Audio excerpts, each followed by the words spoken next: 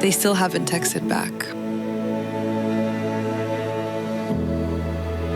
I don't know how I'm going to pay this. We didn't think it would be this hard.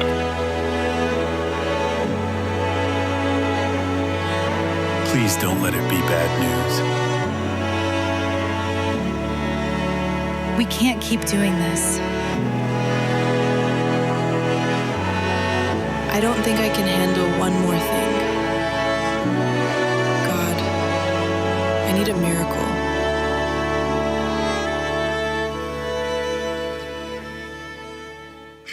I need a miracle. We've all said those words at one point or another because of an illness or a response to a crisis or just on behalf of someone we love or care about, whether you're a person of faith or not, just deeply part of the human journey. And for the past 8 weeks, as some of you know, many of you know, we've been on this journey walking through the miracles of Jesus as they are recorded for us in the Gospel of John. And I know, it's been a journey getting through all of them. Some of you thinking the miracle I need is for this series to be over. And it's almost. I also want to say as we get started, my voice is not quite as it should be today. One of my kids this past week sneezed directly into my mouth, and it was awesome. And I haven't been 100% since. My voice, I sound worse than I feel though, but I'm praying for a miracle that I get through this. In fact, Pastor Wolfgang is actually on standby. If my voice gives up or this message is really terrible, he'll come up and finish it up as we go. But for the past 8 weeks, we have been asking Jesus for miracles. We've been asking him to do the things that he always does. We need him still in our day, in our lives, to heal and restore and provide and raise dead things back to life, right? And I know this room is filled with living examples, testimonies of how God has done that in your life in supernatural ways. And we celebrate that. But there's one more miracle we're gonna walk through. And I'll just name it. I know you're not supposed to have favorite stories in the Bible. This is one of my favorite stories in the Bible. It's my favorite miracle moment in the life of Jesus because it's not as much about the miracles that Jesus can do for you, although those are really, really important. It's about the miracles that Jesus wants to do through you. So if you have a Bible with you today, one of these, or you got a Bible app on your phone, you wanna follow along that way, we're gonna be in the Gospel of John, chapter 21. And I wanna jump right into the text to get us moving so we can get through this. So here's how the story begins. John 21 in verse 1, we're told, afterward. Now afterward just means in the last chapter, Jesus has been raised from the dead and he's appeared to his disciples and commissioned them. He had this line, he said, as the Father sent me, I send you guys out. So he's kind of commissioned them. So after that, we're told Jesus appeared again to his disciples, this time by the Sea of Galilee. It happened this way. Here's our story. Simon Peter, Thomas, also known as Didymus, or Doubting Thomas, as some of you know him that way, Nathanael from Cana in Galilee, the sons of Zebedee, and 2 other disciples were together. I'm going out to fish, Simon Peter told them, and they said, we'll go with you. Now, to understand this moment in the story, we kind of gotta get caught up on this particular character, Simon Peter. The story is gonna be largely about him. And we know more about Peter than any other disciple in the Bible. Peter, as you may remember, was a professional fisherman. He did that for a living. He was a passionate guy, sometimes a little stubborn, but a passionate guy. His leadership philosophy was, act first, think later. And you see that throughout his life. But the main thing you need to know about Peter was that he prided himself on his loyalty to Jesus. He prided himself on being the guy who was never gonna waver, never gonna falter, always gonna do the right thing, always gonna be first in line. Remember, he was the guy that got out of the boat when none of the other disciples did. He was one of the first disciples that Jesus called. In fact, he was there for one of the first miracles of Jesus when they caught nothing in the boat and they cast their net into deep water as Jesus told them, and they had this miraculous catch of fish. But Peter uniquely was the only disciple that Jesus gave a new name to. His given name was Simon, but Jesus called him Peter, which just means rock. And he prided himself on being the rock, the guy who was never gonna falter, never gonna compromise, always gonna be loyal all the way to the end. In fact, not long before Jesus was arrested, Peter told Jesus, Lord, I am ready to go with you to prison and to death. And even if I have to die, I will never deny or disown you. Those are his words to Jesus. But then as some of you know the story, not long after that, after Jesus was arrested, Peter was in Jerusalem and he was warming himself by a fire and other people gathered around, and slowly 3 different individuals came up to him and asked him, aren't you one of the disciples?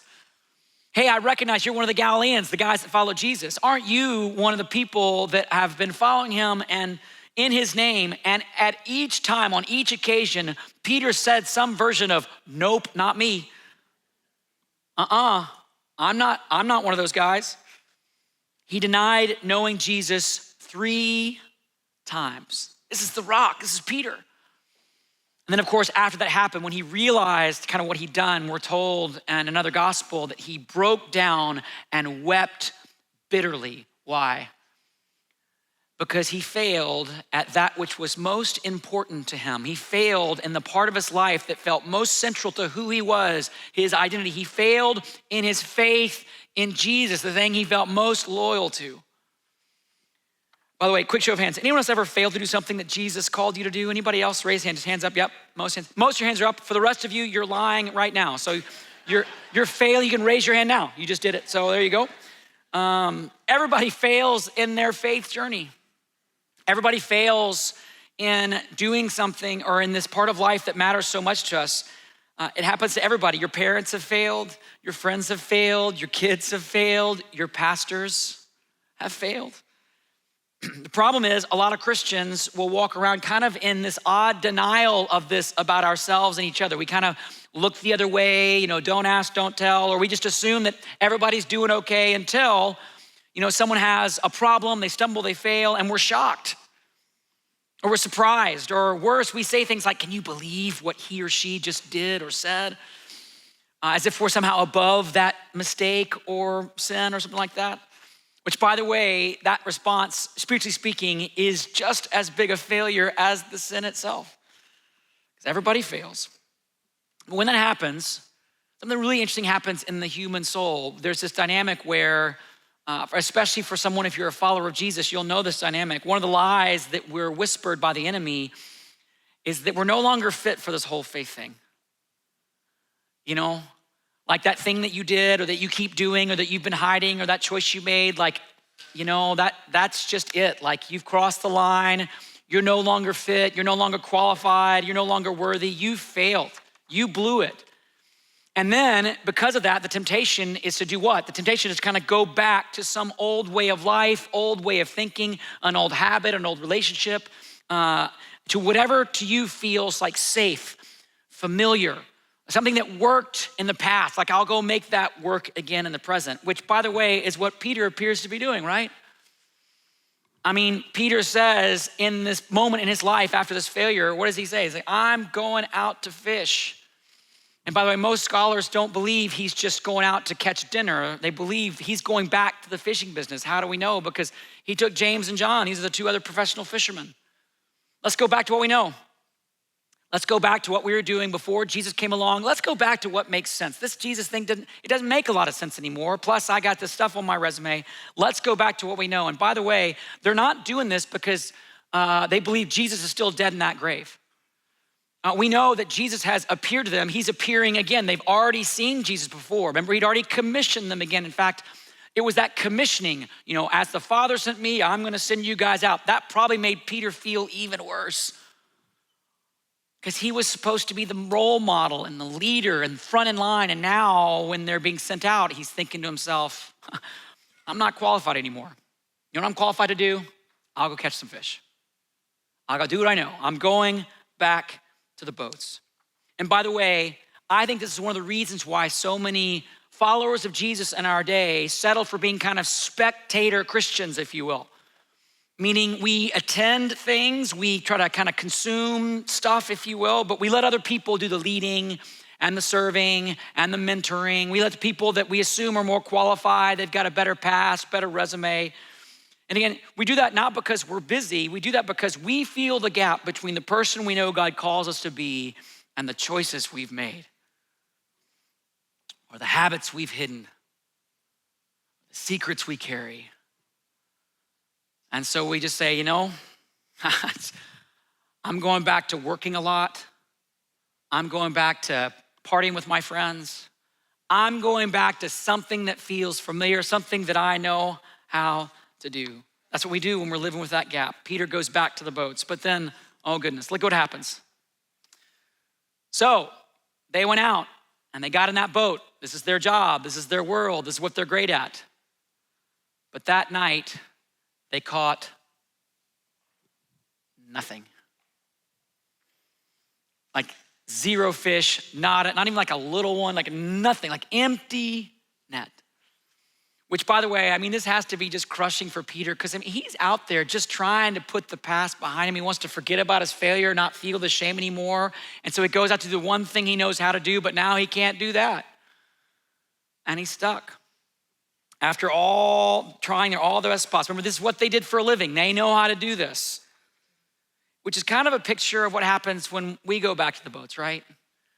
When we go back to that old habit or that old relationship or that old pattern or that old way of thinking or that old sense of discouragement, that old self-absorbed lifestyle, whatever it is that we do that feels familiar, safe, or that we're using to cope with that sense of failure on the inside. And what happens? Doesn't seem to work, does it? Like you don't get filled up, you don't get more fulfilled, it doesn't satisfy you, you don't go to bed thinking, my life's so much better now. We come up empty. Years ago in my last church, there was a man who wanted to meet with me for coffee, and we sat down, we started talking, and he told a story. It was quite a story. He talked about how he had been unfaithful to his wife. They later got a divorce, and then his way of moving on was to go back to the season of life that was such a flourishing season for him, like his kind of college days when he was flourishing and having fun. And so we went back to that same philosophy. He's like, I'm gonna focus on myself. I'm gonna focus on succeeding in my work. I can go from woman to woman to woman, just kind of do what I want, because I remember doing that and it worked for me then, it's gotta work for me now. And I remember that conversation so viscerally now because I have never sat with someone, still to this day, who seems so empty on the inside. Like just empty on the inside. In fact, the grace of that was, it was that emptiness that led him to email me and have a conversation. Because there's no life when we try to go back. There's no going back. And so Jesus comes and he wrestles with us in that same sense of emptiness that you feel when you try to get over your failure by, it could be anything, by drinking, shopping, fantasy, promiscuity, workaholism, achievement. Or how about this one? Here's what a lot of people in churches do to kind of get back to the boat. We go back to trying really hard to be a really good person because we grew up in a church. And remember going to church. We're gonna go back to church. I'll do that. I'll put that on my list. I'll go back to church. I'll make good decisions. I'll do the right thing. And that's not a bad thing to want to go back to church and do the right things. But there's a difference between going back to church because of the grace of Jesus you've experienced and being more surrendered to that grace and more alive in that grace, and then, or versus going back to church and just hoping that if you're good enough for long enough, it'll make the shame inside go away. Of course, what happens is you go about it and you work harder, you try harder. Week after week, Sunday after Sunday, what happens? You catch nothing. You're like, why do I still feel empty? Like I'm going to church every week and I'm listening to the sermons and I'm trying to pray and I'm opening my Bible and I got nothing. It's simple. The first step of life-changing faith is real important. The first step of life-changing faith isn't getting your act together. That's not it. It's recognizing that you're catching nothing. It's being able to admit to yourself, and we're the last person that often will admit this, that my way of going about my life, my way of trying to put my life together or cope with my failure, cope with my shame, isn't working. And by the way, this is exactly what Jesus in his grace is now here to help Peter do in the story. Let's look at verse 4. We're told early in the morning, Jesus stood on the shore, but the disciples did not realize it was Jesus. By the way, In that moment when you feel like you're at your lowest, your net is empty, you've caught nothing, you feel like you've bottomed out, Jesus is never far. He's right there. You may not see him, you may not realize it or recognize it, but Jesus is always right there when the net is empty. And then he called up to them, I love this, friends, haven't you any fish? Right? Ouch. I mean, this question stings a bit, right? I mean, honestly, if I'd been in that boat fishing all night with nothing to show for it, and some stranger from the shore calls out, friends, haven't you any fish? I'm probably gonna say something I shouldn't say in church in that moment, okay? Like, it's not gonna be a friendly moment for me, because it's a convicting question. It's a revealing question. In our day, Jesus might say something like this, hey, friends, how's all that excessive drinking going? Hey friends, how's the 90-hour work week you've adopted to get through things? How's that working out? Friends, how's the online fantasizing going for? Is that helping? Is that working? Friends, how's the double life? How's that working out? Haven't you any fish? It seems harsh and it stings, it does, but it's not cruel. This is a kind question. Why? It's kind because Jesus in his kindness will not let us continue to live as if that which is gonna fill up our net is not gonna do it. He's not gonna let us cope with strategies that don't work. And so disciples, when faced with this question, what do you think a lot of things could come out of their mouths. You know, I've already told you what I might say. Look at how they respond. It's beautiful. No. Actually, in the original language, it's a very emphatic no. No, it's not working. It's not working. And nothing else. You know, they don't jump right into the list of reasons it's not working. Well, the nets were old. We've been following you, Jesus, for all these years, so our nets aren't working, so that's probably why. Or the weather wasn't cooperating right now, or there was another boat that came along and they got all the fish. No. They just tell the simple truth. And the reason this is important, it's not so that they can feel bad about themselves or worse about themselves or whatever else it is.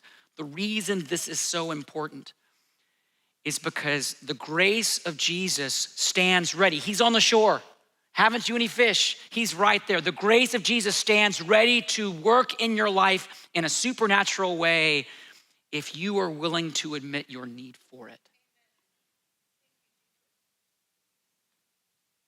Some of you know this, I have a friend.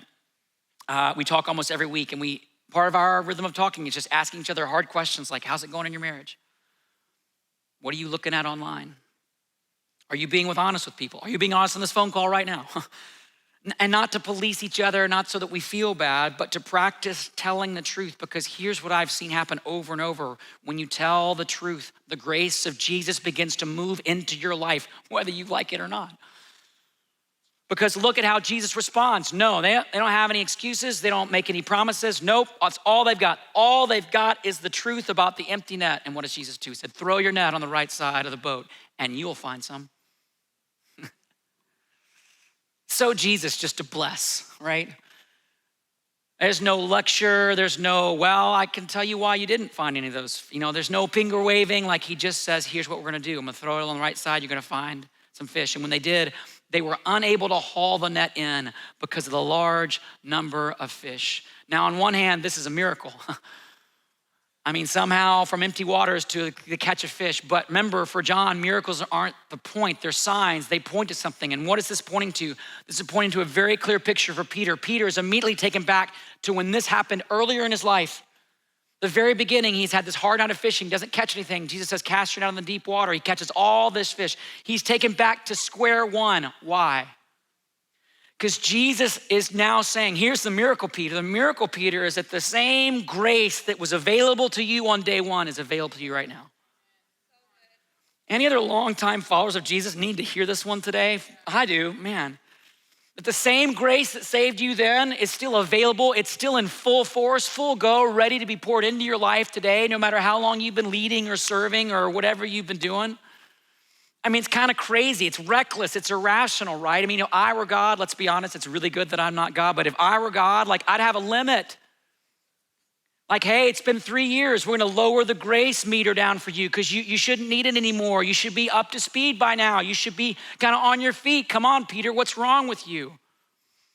Again, so good that I'm not in charge. Because we think if people get grace, they're gonna abuse it. I tell you what happens when people get grace. They get transformed by it. I mean, watch what happens in Peter's life. Watch this. So the disciple whom Jesus loved, this is just John who's writing this gospel, said to Peter, "It is the Lord." And as soon as Peter heard him say it is the Lord, what does he do? He wraps his outer garment around him, for he had taken it off, and he jumps in the water. Now, if you just imagine this, it's supposed to be a little bit funny because he puts his clothes on and then he gets in. It's like the exact opposite thing you're supposed to do. Like he puts on his cloak, he gets in the water. It's impulsive, it's irrational. It's Peter, what? Act first, think later. Here's the thing. Do you see that Peter's starting to act like Peter again? Whoa. Peter is becoming the Peter he was always meant to be. Maybe the miracle isn't just the huge catch of fish. Maybe the miracle is that Peter, who was swallowed up in his shame, had gone back to the boat, is now becoming the bold, passionate Peter that he's meant to be. Free from the shame that was keeping him in that boat and now ready to recklessly pursue Jesus. He's so excited, he can't wait. He didn't need the boat anymore. He's jumping right in. By the way, if you're exploring faith, if you're here and you're exploring faith or Christianity, if you're watching online and you're kind of trying to make sense of who this Jesus is, I just want to name this. Faith in Jesus doesn't make you not you. It restores the real you.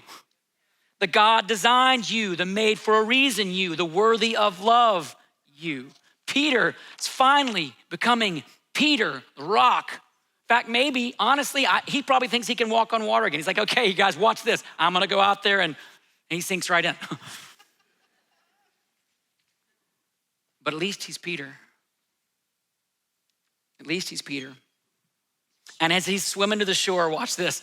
The other disciples followed him in the boat. I mean, it's just like they're not gonna get out of the water. They watch Peter, he's gonna do his thing. We're gonna follow in the boat, towing the net of full fish, for they were not far from the shore, about 100 yards. And when they landed, they saw a fire of burning coals there with fish on it and some bread. And Jesus said, "Bring some of the fish you have just caught." And Simon Peter climbed back aboard. You gotta get back on the boat, and he drags the net ashore. It was full of large fish, 153, but even with so many, the net was not torn. And then Jesus said to them, "Come and have breakfast." Come on, Jesus. Come on, man. It's just too good. It's too gracious. You got to give some instruction. You got to tell them what they did wrong. You got to do something. Come and have breakfast. By the way, just so you know how significant this is, in that culture in that day, to share a meal with someone was a sacramental act. In fact, if you were to share a meal with a person, it meant there was no longer anything between you. So when Jesus says, "Come and have breakfast," you know what he's saying to Peter? Peter, who's carrying on the failure, the shame, he thinks there's a load of his mistakes buried for him and Jesus. There's nothing between us, Peter. See, this is the power of what the cross did. This is what the power of the cross is all about. Doesn't mean our failures don't have consequences. Our failures do. Mistakes can break trust and damage relationships. They can change the course of your life, but they cannot keep you from Jesus. And they cannot keep Jesus from you. Maybe a better way to say it. You cannot fail your way out of God's reach. That is the news, the good news of the cross. You cannot fail your way out of God's reach. You can say no to it. You can stay in that boat month after month, year after year, fishing away with an empty net, catch nothing. But no matter what you've done or what's in your past, what's in your resume, Jesus comes to you with the same invitation. Come and have breakfast because I died for your sin. There is nothing now between us. But that's not the end of the story. It's a good part of the story. And it's an essential part of the story. But Peter's story is not over. Why? Because Peter, let's go back one. He's there by that fire burning coals, warming his hands. It's been a long night over with the fish. And then he remembers, where was I last time I was by the fire burning coals? Oh, it was that night. That night. 3 times by that fire. I said, nope, not me. I don't know that guy. And Jesus knows this. He knows that Peter's now rehearsing all those thoughts. And Peter's imagining anxiously, what kind of demotion am I gonna receive? Like, what's he gonna say? What's gonna happen next? And so when they had finished eating, Jesus said to Simon Peter, Simon, son of John, do you love me more than these? Could be these fish, could be the disciples, could be whatever it is. Do you love me more than these? Yes, Lord, he said, you know that I love you. And then Jesus said, feed my lambs. Okay, check, good. What's next? Jesus said again, Simon, son of John, do you love me? And he answered, yes, Lord, you know that I love you. And Jesus said, take care of my sheep. And here, Peter's like, okay, I got it. Message received. I understand. Let's move on. A third time, Jesus said to him, Simon, son of John, do you love me? And Peter, maybe rightly so, it just hurt. It hurts walking back through those failures. It hurts walking back through that shame. It hurts thinking that's what's happening. You're like, is he just rubbing my face in it? Because he asked him the third time, do you love me? And he said, Lord, you know all things. You know that I love you. And Jesus said, feed my sheep. 3 times he asked the question. 3 times he gives the same instruction. Why? Was he just trying to rub Peter's face in it? You failed me once and you failed me again, and I'm gonna show you, Peter, what it's out. Or is Jesus doing the real miracle of the story, which is transforming a failure into a leader? Taking a mistake and transforming it into the platform for ministry. That's grace. Jesus is doing the most important thing. He's reminding or teaching Peter something. Maybe Peter doesn't know yet, and maybe you don't know this yet either. He's teaching Peter, when I died on that cross, I didn't just save you from something. I saved you for something. You still have a life before you of influence, leadership. You have a life before you where miracles won't just happen for you or to you, but through you and to others. The miracle, Peter, is your ministry. And this is actually true for you. The greatest miracle God will ever do in your life is the ministry he gives you. The calling that he gives you in spite of your past, knowing everything on your past.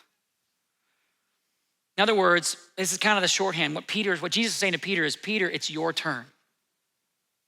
It's your turn to what? Do what I've been doing. Lead my people, care for the sheep, tend the flock, even if it costs you. And guess what, Peter, it's gonna cost you. Look at what he says next. He says, I tell you the truth. By the way, whenever Jesus says, I tell you the truth, it's like, oh, here comes something. Like, brace yourself, here we go. When you were younger, you dressed yourself and went where you wanted. But when you are old, you will stretch out your hands and someone else will dress you and lead you where you do not want to go. And Jesus said this to indicate the kind of death by which Peter would glorify God. And then he said to him, follow me. Now, if you're like me, this is the moment where I say, okay, time out. Like, I loved the breakfast thing, sweet, I like that one. I really love to catch a fish, that one's good. We can do that any day of the week, I'll do that one. I even love the kind of 3 questions, it's very symbolic. You must be an English major, Jesus. I loved how you worked that out. What? And so he does. This is so great. And we'll all, if you're honest, we're all gonna relate to this moment. Peter does what we'd all do, which is he begins to figure out, like, who can we pass this baton to, okay? So Peter turned and saw the disciple whom Jesus loved. That's John, the guy right in the book. And he's following him. And when Peter saw him, he says, Lord, what about him? I mean, he walks around like he loves you. Let him prove it. You know? Honestly, I mean, I'm the guy that I'm gonna, let's put John at the front of the line. Let's him, he can walk on water, he can do all the things. Let's let him take it. Ever do this? I mean, we all do this, right? Like, God, come on, like, it's not me. I already go to church, I'm in a life group, I serve. What about him? What about her? They just sit there every Sunday. They don't even raise their hands in worship. How about you give them the dress by somebody else assignment? They need that one, not me.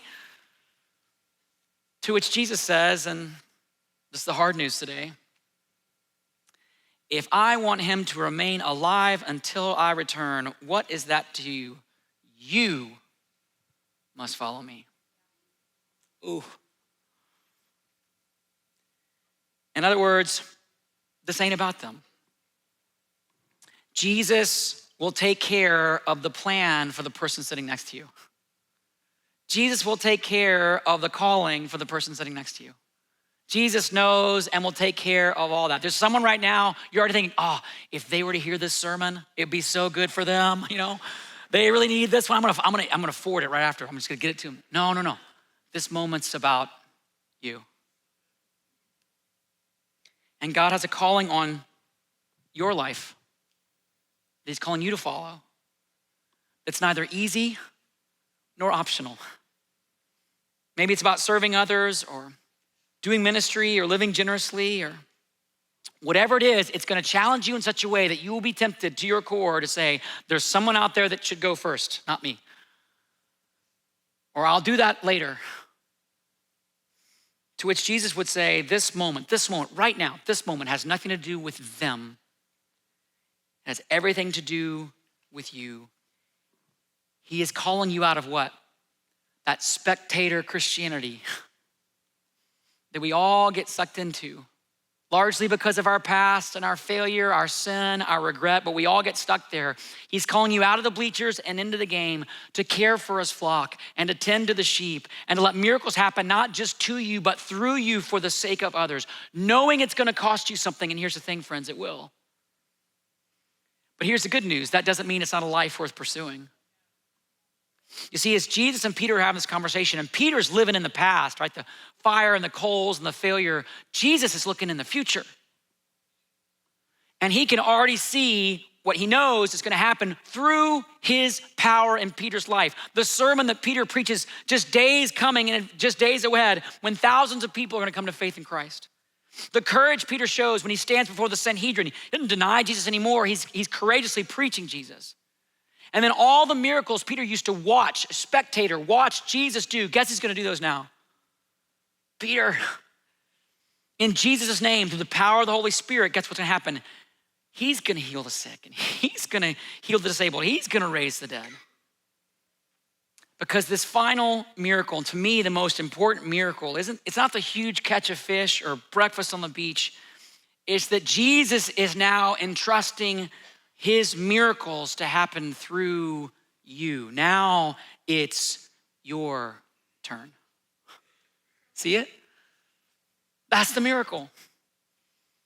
Knowing what's on my resume, no way. Knowing what's on your resume, you're thinking, no way. No, now it's your turn and nothing in your past can stop him.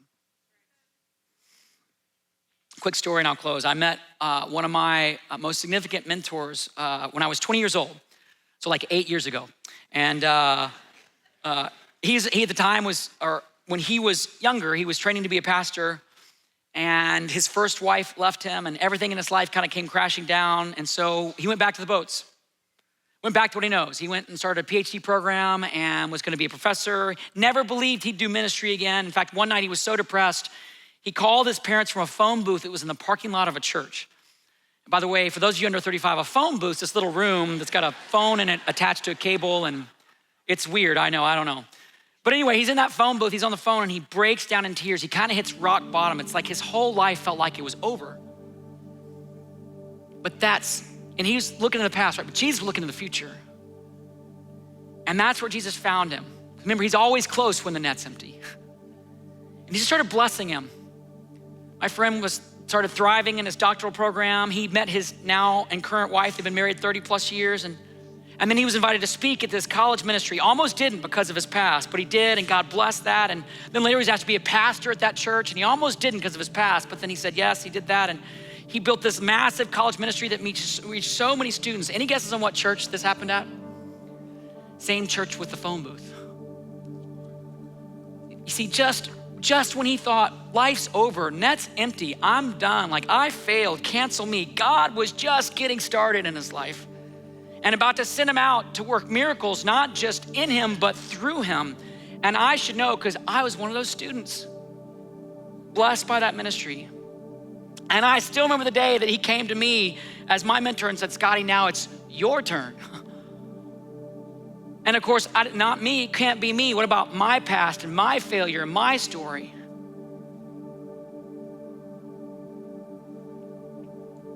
But Jesus, the miracle of Jesus is that in spite of your past, in spite of your story, if you're surrendered to him, if you say yes to his grace and you're willing to take a step of faith, he will give you the greatest miracle that exists, which is the ministry he will do through your life. And some of you know exactly what that next step may be, and I encourage you, stop delaying, stop avoiding, just take it. Others of you aren't sure, or you wanna have a conversation, please reach out to someone on our team. Find us out in the lobby afterwards. We'd love to talk to you about that. Because we could all use a miracle, right? But the miracle Jesus wants to do for you just might be the miracle he's waiting to do through you. If you're willing to do what Peter did. Because we know after the story is, Peter said yes.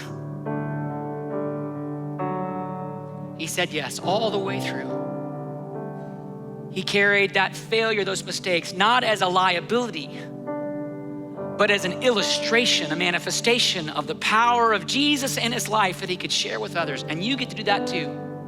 God's not calling you to ministry because you're perfect. He's not calling you because you got a great past. He's not calling you because you're the best thing since sliced bread. He's calling you because the grace that changed you is waiting to change your neighbor, your coworker, that friend, your parent, your grandparent. That's the miracle. And one of the things I love about this final miracle is before this happened, before Peter says yes, there's this meal, right? Where Peter it had to be clear, there's nothing between us anymore. And here's the thing, before you can go out of this room, before you can say yes to the call of Christ on your life, it's gotta be clear. You're not doing this to show off your best or to prove you've got it or never to make a mistake again. You gotta be clear that there's nothing between you and Jesus. And that's not because of you or your resume, it's because of him. And so we're gonna close at a very similar kind of meal that they had that morning. I don't have bread and fish, we got one of these cups. So grab that cup from your chair. It's a meal that Jesus modeled on the night that he was betrayed before he was crucified, where he took bread and wine, he passed it to his disciples and said, do this in remembrance of me. Do this remembering there's nothing between us. That's the grace he has for you today. And so if you take the little kind of wafer side, the bread side, open that up. And in recognition of your need for grace, your empty net, let's receive that bread. Just tell him you should take it. God, my net's empty. And then as a reminder that it doesn't stop there. There's a calling, a sending that happens on the other side of receiving grace. We're gonna take the juice side and let's drink that cup. Remembering both his grace, but also his assignment. Go follow me. You're the caretakers. You're the shepherds now. Come and have breakfast. And then go and do the miracles I've called you to do. Take that cup. And let's pray. Jesus,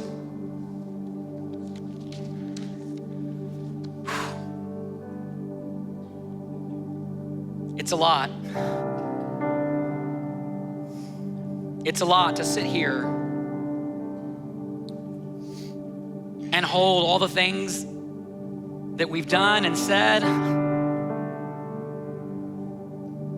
It's a lot to be here and maybe be reminded of moments that feel like failure, mistakes, regrets. Jesus, we know there's an enemy who's whispering the lies even now. See, you're not qualified. See, you're not worthy. And maybe we are here and our net's empty. Maybe you're here, your net's empty.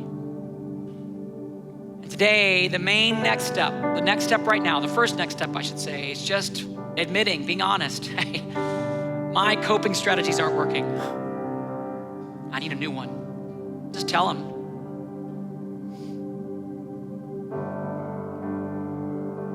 And then know that it's in that moment, with your hands empty, your heart open, the grace of Jesus is here to come flooding back into your life. He's got miracles upon miracles he can do in you and for you. He can redeem you, he can forgive you, he can restore you, he can give you confidence and faith where you felt fear and discouragement.